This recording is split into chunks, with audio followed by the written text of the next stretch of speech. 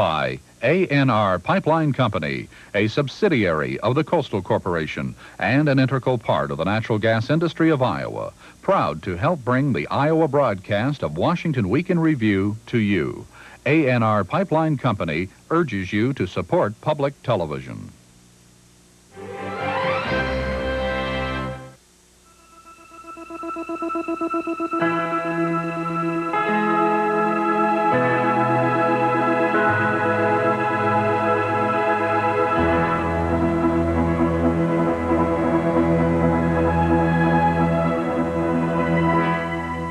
An emergency airlift to help the Russians.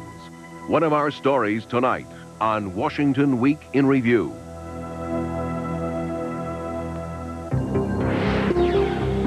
Ford Motor Company, worldwide manufacturer of automotive products, has provided funding for this program. At Ford, quality is job one. Funding for this program was provided by the Corporation for Public Broadcasting and by the financial support of viewers like you. Now here's moderator Paul Duke. Good evening. A big new bandwagon began rolling here this week, a bandwagon loaded with both Republicans and Democrats calling for more federal assistance for the unemployed and to deal with other major problems. President Bush also wants the U.S. to provide more aid to the Russians as part of a worldwide rescue mission. Mr. Bush has reaffirmed his pro-life position as the Supreme Court prepares to hear another controversial abortion case. And the presidential candidacy of Democrat Bill Clinton encounters some tough terrain growing out of questions about his personal life. Covering the terrain for us tonight, Howard Fineman of Newsweek, Paula Dwyer of Business Week, Stephen Roberts of U.S. News and World Report, and Hedrick Smith, who is an independent journalist these days. Well, the U.S., it appears, Rick, is going to give more assistance to the Soviet Union. You know, it's interesting, Paul. We have this raging debate going on in America about what to do at the United States, and we're into a new political campaign, and President Bush hosts a conference of 47 nations to figure out what to do about the Soviet Union. A lot of speechifying, a lot of working groups, no real dramatic strategy, no great breakthroughs, no great rescue effort. The biggest news, I guess, was the president's opening announcement that there would be $645 million of new American aid, 54 air shipments, an awful lot of that coming out of 16 million prepackaged meals from Desert Storm that didn't get used and would be thrown away if they weren't used quickly. So a little of the drama is somewhat undercut there. But the Saudis released $1 million of aid. They'd tied up before. The South Koreans, believe it or not, now in the aid business, offering $600 million worth of loans and so forth. But it is far short of the stabilization fund that Yeltsin's economic minister, Yegor Gaidar, called for. It is not any kind of dramatic strategy. It's going to change things. I think the hope here is that this is a moral boost, and from a trip I've just had to Russia and the Ukraine, certainly it will feel good to a lot of people to see American planes and others landing, bringing in food in the heart of winter, because life is very hard over there. But we're going to have a lot more to do. Rick, I've been spending a good bit of time up in New Hampshire talking to people up there, following candidates like Pat Buchanan, who's running on the Republican side, saying America first, no foreign aid. There doesn't seem to be a lot of generosity out there at a time of hardship here. Sure. What's your sense of the political calculus here about how much money we're going to be willing to pony up to help beyond this? I think that had an awful lot to do with what the president said. You know, the president and the last 3 or 4 years, we've allocated $4.5 billion of aid up until this latest slice. What most people don't know is we've talked a better game than we've actually played. About $1.5 billion of that hasn't moved anywhere. The most dramatic stuff, $165 million last fall, was going to be emergency aid. None of it's moved. $400 million to help the Soviets dismantle nuclear weapons. None of that's been spent. $100 million for logistics to move aid. That hasn't been spent until these planes start flying. So there have been bigger numbers around than have actually been performed. But clearly the president is trying to find a number that's acceptable, that looks dramatic enough to say to the world, we're way behind the Germans and lots of the people in Europe in providing aid, but we're trying to do something, but something that won't drive Americans right up the wall. By the way, watch the way that one develops. I've got a hunch that a good bit of that aid is going to come out of other foreign aid recipients. Right. It's not going to be brand fresh money. Well, now you said you've just been there, and we've focused so much, the TV coverage has focused so much on the problems, the dead of winter, the aid raises that question. But in the end, the new Russia is going to rise or fall on the ability of their people to deal with the new system and create some sort of capitalist market system. What's really happening? Are we starting to see any real changes? What's really amazing to me, Steve, I went back and talked to people out in the provinces whom I had gotten to know 2 and 3 years ago. And the change in their lives is really extraordinary. I mean, you see all the pain, all the suffering, all the crying out about shortages and the skyrocketing price thing that's happened since Yeltsin freed up the price system a bit in January. But then you start talking to people's lives. I remember going to see a hunger strike 2 or 3 years ago at a church in Ivanova. We went, Christmas they celebrate, January 6th, January 7th. 1,500 people are in this church celebrating Mass, and about half of them are young people, under 30 years old. Very interesting. Start talking to the priests about that. Run into a private entrepreneur we knew, had a brick factory, had an asphalt factory, so forth. His business has grown the last 2 or 3 years 8-fold. Now has over 1,000 workers for him, and he's got a gold scheme. I mean, even the factory owners, factory managers, excuse me, and the state farm directors who hate it, who say it's going the wrong way, we want to cling to the socialist system, they're now bartering with each other. They're dealing with firms in Estonia. They're swapping with each other. They're trading metal for meat and so forth. So there's a lot of change in the way people are operating, even while they're protesting about the pain of change. But Rick, the cooperative and entrepreneurial spirit that you described can disappear overnight if there's not enough food. We heard a lot this week about bread shortages. Is there really a shortage of bread over there? And if there's no bread, what else must they not have? Yeah. I don't really think there's a shortage of bread. It crops up in spots here and there, but part of that has to do with the panic people feel over bread. There was a fascinating story in the New York Times this week, which illustrated things that I've run into over there for a very long period of time. The gist of it was this: the Moscow bakeries can produce enough bread. They have trouble delivering it on the trucks, but the real problem is that the owners or the operators of the bread stores get charged a certain amount for each loaf of bread. Russians like fresh bread. They don't use many preservatives. If it doesn't get sold on the first day, it gets sent back to the bakery. And guess what? The bakery pays them less, the store owners, less than they had to pay for it. So they lose money if they send bread back, so they underorder. Guess why you have shortages? We keep hearing these reports about the old line communists coming back and rebelling, holding their own demonstrations these days. How do the average workers feel about all this? Well, there's no question, Paul, you hit something very important, and Paula was onto something. This is a very dicey period. Democracy, as they see it. Now, it isn't real democracy, but democracy is on trial. If it can't deliver a decent enough standard of living, there are other people ready, hardline communists, fascists on the right wing, who are ready to take over, and they're demonstrating in the streets. What's interesting is to go into the factories and say, what do you think? Euromash is a huge factory, a couple thousand miles east of Moscow. I went there, talked to some workers there. 3 or 4 of them said, look, this is terrible. It's a disaster. Gorbachev ruined the country. Yeltsin's making it worse. We need to go back to the times of Brezhnev. 3 or 4 others I talked to said, no, this is what we got to do. It's got to be pain.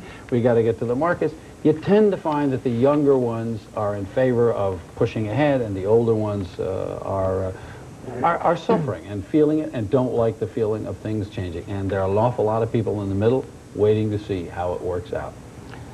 And among those waiting to see how it all works out, obviously, is the United States government. But one offshoot of the revolution that's been taking place, Steve, is that the Bush administration is now beginning to move rather clearly, and we had some ample evidence of that this week, to reduce the defense budget more than some people had anticipated. That's right, Paul. This is the week when Washington awoke from its long winter's nap, stretched through the holidays and through the congressional recess, and it woke with something of a start. We had a lot of activity this week, and everything that happens in Washington between now and November is going to be done with an eye toward the election. Politics is always important in this town. But in the next weeks and months, what's going to be happening is both parties are going to be looking for metaphors, for symbols that can reach out to different groups of voters. And that's what the president is doing in terms of proposing to cut the defense budget, to reduce the strategic weapons. You know, those of us who lived through the 80s on Capitol Hill, where the Reagan administration fought so hard to get the MX and Midgetman, now they're pulling it back. Part of it, of course, is what Rick is talking about, the decline of the Soviet Union. Part of it is politics. Out on the campaign trail, where I was this week, Democrats are saying, bring the money home, as Howard mentioned. Well, this is a response by George Bush to say, I really do care about this country and not just about abroad. Democrats were doing exactly the same thing. They pushed through on committees on the House side a health care proposal. Now, this is a tremendous problem in this country. People are very upset about health care. But what's going on is not really a debate about solving the health care problem. It's a debate of trying to identify this problem. In fact, Democrats would be perfectly happy to put through a bill, have George Bush veto it, so then they can say, see, we care, and he doesn't. Steve, what strikes me about this is that George Bush is going to try to steal the Democrats' agenda to the extent he can. He's talking about more unemployment benefits he's going to go for, middle-class tax cuts, health care of some kind. Does he have a chance to steal their agenda from them? And if he does, is that the right thing to do for a Republican president who has to run this year? Well, that's an interesting way to put it, stealing their agenda. I think you're right to some extent. I think he's being forced into that by political reality. Right. You know, politics can, at times, as in healthcare, drive the parties apart, where each wants to set out a separate idea. In the case of unemployment benefits, it's actually pushing the parties together, because there's no constituency for stiffing the unemployed. If George Bush were to veto that bill, it would be overridden and break his string. When I was out on the campaign trail, and I talked to a lot of people who voted for Bush, as you did this week. Right. And in almost every case, people were saying, I voted for him, but I'm not committed anymore. It's not that they're ready to vote Democratic, but George Bush went up to New Hampshire and said, the message is, I care. And what New Hampshire people are saying to George Bush is, our message to you, Mr. President, is we hurt. You better do something about it. Yeah, and it's interesting from this, Steve, that the voters this year really do now favor a more activist federal policy, that they think Congress and the President should be putting more money into federal programs? I think that there is a greater constituency for middle-class programs. I think particularly in the areas of the country that are hurting. You know, Ronald Reagan sailed to victory in 1980 by saying government was the problem, not the solution. Now a lot of people are seeing that there are government programs that are important to their lives. The big caveat, of course, is they don't want to pay taxes to pay for them. So, and that's one of the reasons why we've had divided government in Washington for this long. They vote for a president who says no new taxes. They vote for a Congress who says new programs. You can't have both. Steve, on Capitol Hill, I see, even though there is some agreement over unemployment, there is a lot of disagreement in a number of other areas. For example, it looks like the vaunted peace dividend finally will materialize this year. But I sense that they don't quite know what to do with it. And there's almost like there's this pot of money and they're all fighting over it. How do you see that playing out? They are all fighting over it. In fact, everybody spent it about 6 times. I mean, it's never going to be it's the pot of gold at the end of the rainbow. Everybody who has an idea, you say, how are you going to pay for it? The peace dividend, this magic pot out there. Even within Democratic ranks, you're right, Paula. I mean, it's one thing to say that there are rifts in the Republican Party. The Democrats are fighting with the Republicans. Democrats can't agree because and there's an interesting connection between the split among the Democratic candidates for president and the Democratic leaders on Capitol Hill, because you have one faction, Senator Harkin out on the campaign trail, along with a lot of Democrats on Capitol Hill, like Senator Byrd, is saying, look, there's a peace dividend. Let's spend it on actual investment in this country, build roads and bridges, put people to work immediately. There's another whole faction. Bill Clinton, the governor of Arkansas, is on the campaign trail. Other congressional leaders say, no, no, no, no. What we want to do is cut middle-class taxes because politically that's going to be the most visible, even though everybody knows it's not really going to help the economy. So there's a lot of disagreement. Steve, you said the message from New Hampshire is we're hurting. The people who are hurting the most are the poor. I don't hear many politicians talking about helping the people who are hurting the most. You're absolutely right, and there's not much constituency for programs to help the poor. You don't hear about new welfare programs. You don't hear about food stamps, even in the middle of winter. When's the last time you heard the word homeless from a presidential candidate? It's not happening. There's only one program that people really are for, and that's Head Start. That's because it's children and also because it works. But the real constituency of the year is the middle class, not the poor. They really are being forgotten on the campaign trail. We also heard from the Supreme Court, though, this week, and the court made it clear that it's ready to make another major ruling on the very divisive abortion issue. Right. And it will come in an election year, and it seems rather clear as well, Paula, that it's going to be a major issue along the campaign trail. Abortion was like the slumbering giant in politics this year. You couldn't always see it, you couldn't always hear it, but you knew it was there. The Supreme Court, as if on cue, decided this week to take the Pennsylvania case. This is a case that puts rather severe restrictions on a woman's right to an abortion. And it came in the same week that the country was either protesting or celebrating, depending on your point of view, the 19th anniversary of the Roe versus Wade decision. This is a possible disaster in waiting for President Bush. It is like a gift from the heavens for the Democrats. We found out in 1989 in the Webster decision, when the Supreme Court first allowed states to put restrictions on abortion, that abortion politics plays very well into the Democrats' hands. And the president, I think, was hoping that the Supreme Court would let this one slide by, not take this case until after their October term.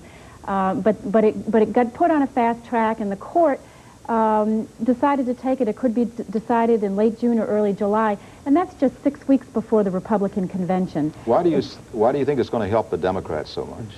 Well, we saw in 1989 that two Democratic governors made abortion the main issue of their campaigns, and they won handily. What it does is it energizes women, it energizes a lot of men who are pro-choice.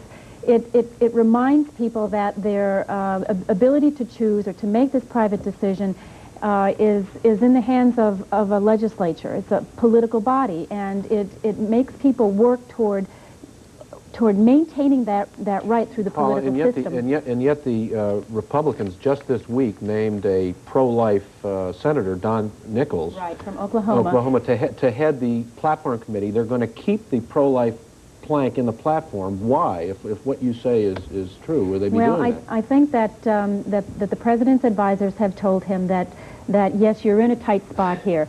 You could lose some of your Republican coalition if you switch.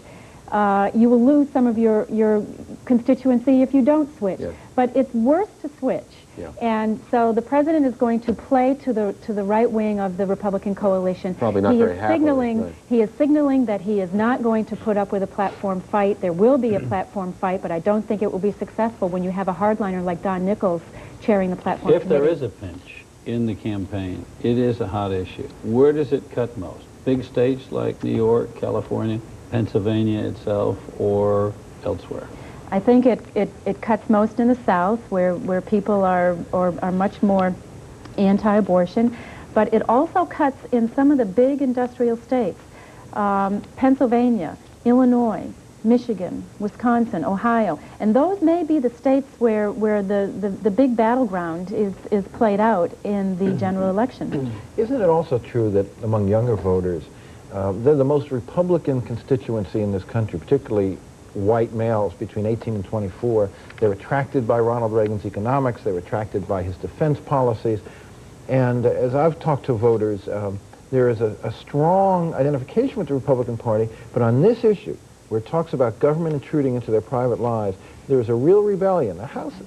Do you think this will move voters away from the Republicans who like their economic policies, like their defense policy? Is this a strong enough issue to make that much difference? When the economy is in the tank, I think it's much easier for a Democrat to rip a Republican from the moorings. That if you have both the economy and in the tank and you have abortion on the line, then I think it's much more likely for moderate women, suburban voters, and the young, which is the fastest growing segment of the Republican Party, drifting away from Republicans. You mentioned just a moment ago that many women have been energized. Obviously, you're referring to pro-choice women. Right. Isn't it true as well, though, that many pro-life women have been energized, and they had a very big rally here in Washington this week? Yes, they had close to 100,000 people here. There were some protests at abortion clinics. There were hundreds of arrests. But I think that if you look at the polls, that there are more people who, more voters who are pro-choice than pro-life. Speaking of presidential politics, as we have been a bit tonight, Howard, It is now widely acknowledged that Bill Clinton, the governor from Arkansas, is the front runner for the Democratic presidential nomination, even though not a single vote has been cast in the primaries Front runner yet. in the polls. Yeah, front runner in the polls. But now he's running into a bit of difficulty because of some allegations relating to his private life. Paul, we're at a kind of sad and confusing place in American politics right now, because it's possible that a supermarket tabloid could play a major role in helping decide who the next president of the United States might be. Bill Clinton is the front runner, and again, no votes have been cast, and a front runner with maybe 30% strength in the polls, so he wasn't exactly Colossus. But however, the Star, a tabloid that specializes in celebrity sex scandals, published a story this week that has rocked his campaign. And in that story, they paid a Little Rock, Arkansas cabaret singer. It's always a cabaret singer, I guess. Or a waitress. Or a waitress or something. A lot of money. We don't know how much money, but a lot of money. She used to be a television reporter. Well, right, but long since a cabaret singer. Paid her a lot of... Gone up in life? I'm up in life or down, I don't know, but they paid her a lot of money to tell her story, which is that she had a 12-year affair ending in 1989 with Governor Bill Clinton of Arkansas. And this was backed up by what were said to be transcripts of tape-recorded conversations that she made with Clinton over a 14-month period ending only a couple of weeks ago. Bill Clinton denied the truthfulness of this story. He said, "I've read it, it's not true." His wife Hillary Clinton, who's a political figure of some substance in her own right, said, "It's not true." They attacked the credibility of the former TV reporter turned cabaret singer, said she was paid, said she has a history of changing her stories on things. But it's caused a crisis in his campaign. I was on the phone all day today with his advisors, handlers, meetings all over town.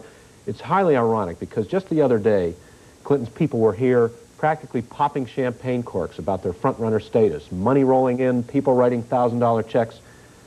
Some people are putting out stop payments on those $1,000 checks until they hear whether the allegations in this, let's face it, fairly sleazy magazine are true. So now it's become a question of truthfulness. How are they going to deal with this? Well, this is fascinating. The various networks have been bidding for time with Bill and Hillary Clinton. They entertain all kinds of offers and bidded themselves up from one show to the next until they managed to end up with 15 minutes on CBS's 60 Minutes, the highest rated show on television, this Sunday night, immediately following the Super Bowl. So they are going to have a colossal audience. George Bush is going to be giving the State of the Union on Tuesday. They're going to be giving the State of their Union on Sunday. We'll probably have a bigger audience, and the question's going to be, because they've acknowledged that they've had ups and downs in their marriage in the past. In a sense, they're being punished for their honesty here. They're going to be asked about that in detail. They're going to be asked about the truthfulness of this story once again. And I think the Clintons, I know from talking to their advisors, are going to try to go on the offensive. They're going to say, enough is enough. We've had enough in this society about this. Let's move on to bigger issues. Aren't they also trying to say that we should perhaps redefine morality in a different way? That America should not simply say infidelity is sin and that's the only question here. They're trying to say, isn't it moral also to try to work through a marriage, to stay married? Yeah. And why, in fact, Hillary Clinton, according to one report I had today, said in one of the meetings, maybe we would have been better off politically if we'd gotten divorced, because then we wouldn't be subject to the same That's criticism. also a sideways dig at Bob Kerrey, who's in the race and who's divorced. Now, this is, what's happening here is a question of, does this really matter? I mean, does this really matter? First of all, in New Hampshire... That's the question I have. Yeah. Do we have any indication from polls or other experience how American voters are feeling about this issue, particularly after going back to Gary Hart and others down the line, and the number of presidents we found out about? Yeah, absolutely. I mean, if you read about the history of John F. Kennedy, who many people consider to have been a good president, the question is, so what? Okay. First of all, New Hampshire, Steve and I know from having talked about it up there with people, they're concerned about the economy. They're concerned about saving their lives. They're not really concerned about the sex lives of the candidates. Number two, a lot of people think that it doesn't really matter one way or the other. But a lot of people think that people who purport to lead the country should serve as role models. They should at least defend the notion of the traditional family, which the Clintons are doing. And a lot of women and others are concerned about what this says about his role, his attitude toward women, if any of the allegations of womanizing are true. And beyond that, and beyond that now, as often happens in this case, it's now turned into a question of truthfulness. An allegation has been made, albeit unsubstantiated by any other publication, and he has said it's not true. The Star is going to publish another story next week. I dare say other publications eventually will get around to trying to settle the truthfulness of this one way or the other, and that's what it's now come down to. And I want to remind you that he is the candidate who is running on the individual responsibility plank, exactly. which heightens his... He is, as a matter of fact, he's in Little Rock tonight to deny clemency, if necessary, to a death row inmate, which gets to his platform plank about individual responsibility, traditional values, and middle-class life. I take it that part of their strategy is to go over the heads of the press and to appeal directly to the public, thinking that the press has not done a very responsible job in either ignoring this or dealing with it. A lot of people will agree with him. We've been discussing all these weighty matters here tonight, but the truth is, the biggest topic in town this week has been the Super Bowl. What else, Steve? Well, that's true, and the reason is because the Washington Redskins is the only institution in Washington that all of us can root for. We live in different places. We come from places here. We're all from different areas. Paul's from Indiana. I'm from New Jersey. But the Redskins unify us all. I mean, sitting here is the only time you can really feel part of the community. You can't root for the federal government, but you can root for the Redskins. Well, I think that Joe Gibbs is a model for the nation. This is a guy who's now going to Super Bowl with 3 different quarterbacks. Coach of the Redskins. The coach of the Redskins, excuse me. We could use his management skill and other things. Among other things, we have to say that the Redskins are the one thing that really do work here in Washington.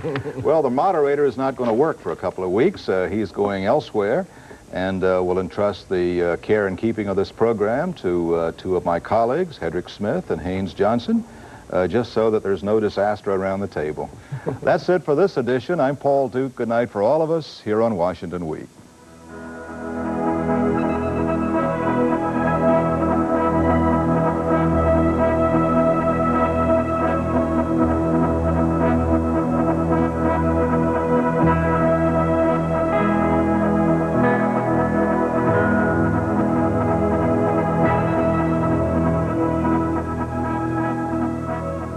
Washington Week in Review was produced by WETA, which is solely responsible for its content. Ford Motor Company, worldwide manufacturer of automotive products, has provided funding for this program. At Ford, quality is job one. Funding for this program was provided by the Corporation for Public Broadcasting and by the financial support of viewers like you. For a transcript of this program, send $4 to Washington Week in Review, Journal Graphics, 1535 Grant Street, Denver, Colorado, 80203, or call 303-831-9000. This is PBS. Partial funding for Washington Week in Review is provided by the people of HMO, Iowa, who are working to make quality health care available to families across Iowa. And by ANR Pipeline Company, a subsidiary of the Coastal Corporation and an integral part of the natural gas industry of Iowa, proud to help bring the Iowa broadcast of Washington Week in Review to you. ANR Pipeline Company urges you to support public television. You're viewing Iowa Public Television. Enjoy more TV worth watching in 1/2 hour. Market to Market returns to rural Georgia to see how non-teaching professionals fared in their first year of teaching in an innovative program designed to find staff for inner city and rural schools. I must admit that my biggest accomplishment was going through the whole year without quitting from teaching. A follow-up with Teach for America on the next Market to Market, tonight at 8, only on Iowa Public Television. Iowa's newest Attorney General has been on the job for 1 full year now. We get an assessment of the state's legal affairs and a legislative agenda with Attorney General of Iowa, Bonnie Campbell. Join us for our weekly edition of Iowa Press, Sundays at noon and 7 p.m. on Iowa Public Television.